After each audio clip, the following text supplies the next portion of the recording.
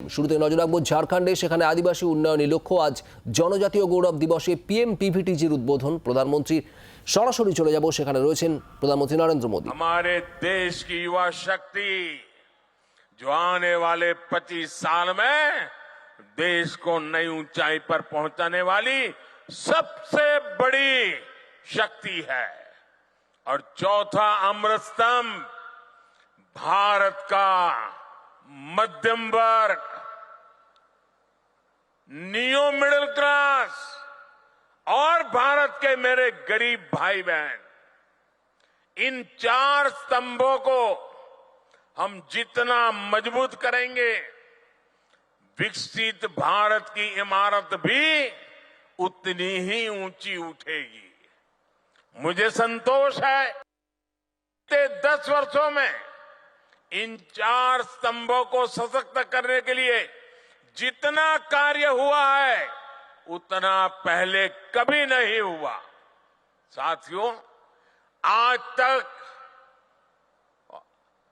और आजकल हर तरफ भारत की इस सफलता की चर्चा है कि हमारी सरकार के 5 वर्षों में 13 करोड़ से ज्यादा लोग गरीबी से बाहर निकले हैं।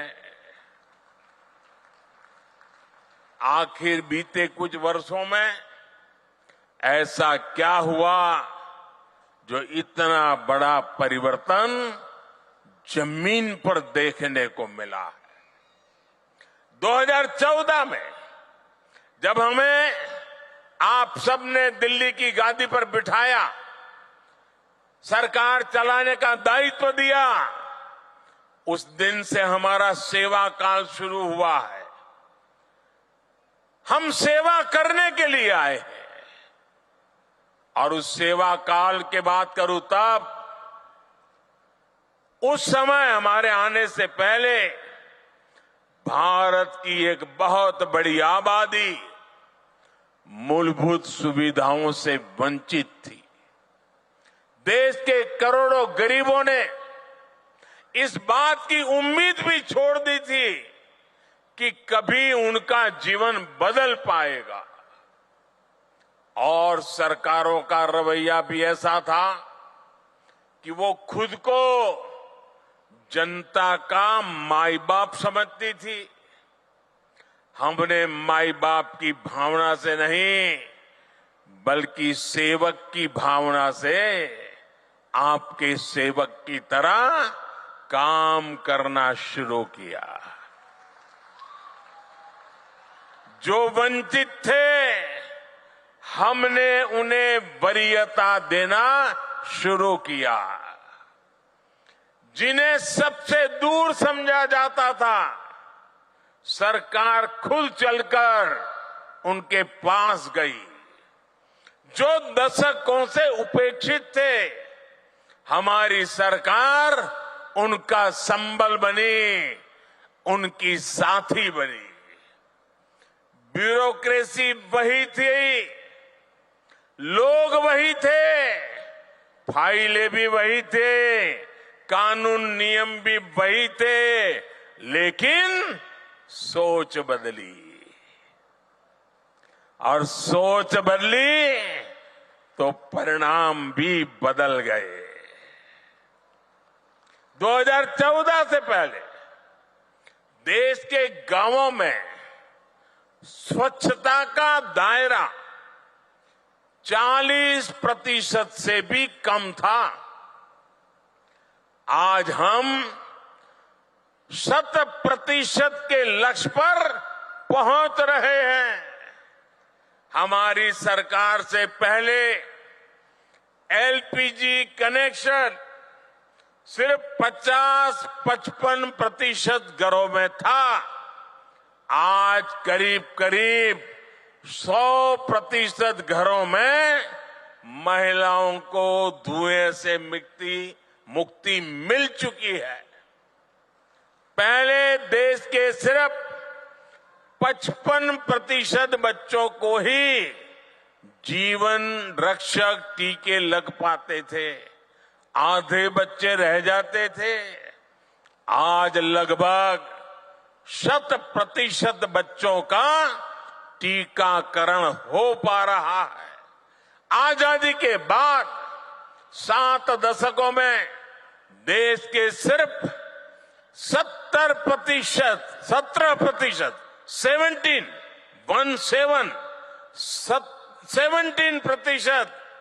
ग्रामीण परिवारों तक नल से जल की सुविधा थी। 20% भी नहीं। जल जीवन मिशन की वजह से आज ये भी 70% तक पहुंच रहा है। और साथियों, हम आप जानते हैं कि समाज में जिनको उस समय मिला था वो कौन थे? ये शुरुआती मलाई मिली वो लोग कौन थे? ये सारे रसूखदार लोग हुआ करते थे। जो संपन्न लोग होते थे, जिनकी सरकार में पहुंच होती थी, पहचान होती थी, वो सुविधाएं और व्यवस्थाएं आसानी से जुटाते थे और सरकार का भी मन दिमाग ऐसा था, उन्हीं को ज्यादा देते थे। लेकिन जो लोग समाज में पीछे रहे थे, जो मूल सुविधाओं से वंचित थे, उन पर ध्यान देने वाला भी कोई नहीं था। वो असुविधाओं के बीच अपना जीवन काट रहे थे। मोदी ने समाज के ऐसे वंचितों को अपनी प्राथमिकता बनाया, क्योंकि वो लोग हैं जिनके बीच में जिया हूं। मैंने कभी ऐसे परिवारों की रोटी खाई है। मैंने कभी समाज के आखिरी व्यक्ति का नमक खाया है। मैं आज भगवान बिरसा मुंडा की इस धरती पर वो कर्ज चुकाने आया हूं।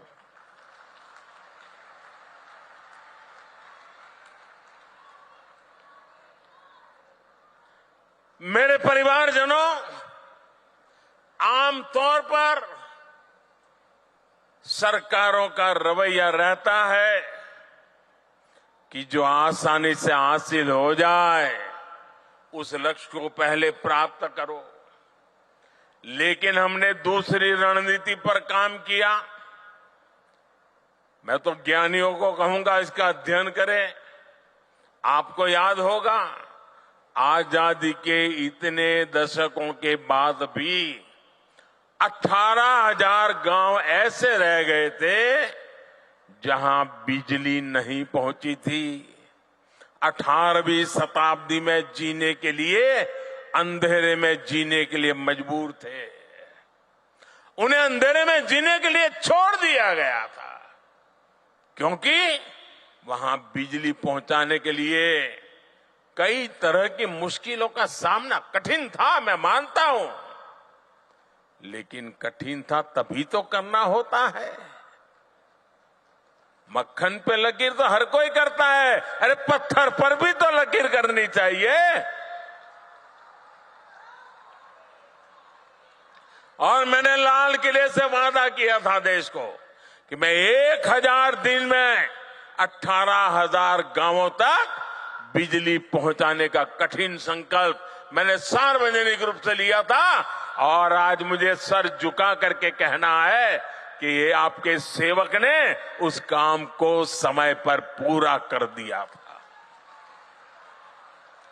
साथियों, हमारे देश में 110 से ज्यादा जिले ऐसे थे जो विकास के हर पैरामीटर पर पिछड़े हुए थे, बहुत पीछे थे। इन जिलों पर पुरानी सरकारों ने थप्पा लगा दिया, ये तो पिछड़े हैं। और पहले की सरकारें बस उसकी पहचान कर ली, ये बेकार है, पिछड़े हैं, आगे कुछ नहीं हो सकता है, और सरकार सोती रही।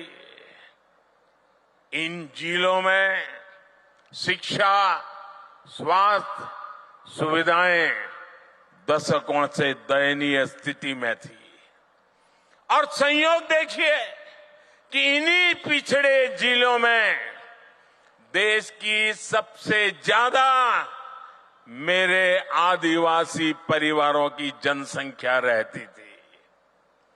जब अफसरों को पनिशमेंट पोस्टिंग करनी होती थी तो इन्हीं जिलों में भेज दिया जाता था। थका हुआ, हारा हुआ, नाकाम जो व्यक्ति है उसी को कहते जाओ यार तुम उधर रहो, तुम्हारा इधर काम नहीं है। अब वो जाके क्या करेगा? इन 110 से ज्यादा जिलों को अपने हाल पर छोड़कर भारत कभी विकसित नहीं हो सकता था। इसलिए वंचितों को वरीयता के सिद्धांत पर चलते हुए हमारी सरकार ने इन जिलों को एस्पिरेशनल डिस्ट्रिक्ट, आकांक्षी जिलों के रूप में घोषित किया। हमने इन जिलों में सरकारों को विश्वास में लेकर के सबसे होनहार अफसरों को नियुक्त करने पर जोर दिया। जिन जिलों में हम शिक्षा, स्वास्थ्य, सड़क ऐसे अनेक विषयों पर शून्य से काम शुरू करके सफलता के नए शिखर पर पहुंच रहे हैं। यहां झारखंड में भी ये अपना खूंटी समेत ऐसे कई जिले उस सूची में है। বাংলার আওয়াজ, বাঙালির আবেগ, জি 24 ঘন্টা।